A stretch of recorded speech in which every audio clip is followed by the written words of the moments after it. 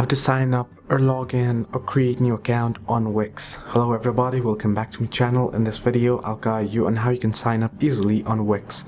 Well, the process itself is pretty simple and easy, so let me guide you through. In order to sign up, you can simply head into wix.com first. Once you're on wix.com, you'll be headed to this page. You can tap on the hamburger icon at the top right corner, and down below you can see login option. You can tap on login, or you can tap on get started as well.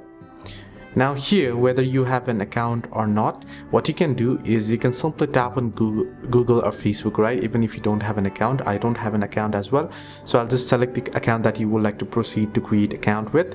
Then it'll ask you sign in, tap on continue, and it should create the account for you quickly. All you have to do next is enter in your details, and here you should be signed up. So you can see here it's asking me now to log in, so I'll just tap on this and select the appropriate options for you that you'd like to create your account on, and then you can go ahead and set it up easily. This is how you can sign up or log in on Wix. Hope this video helped you.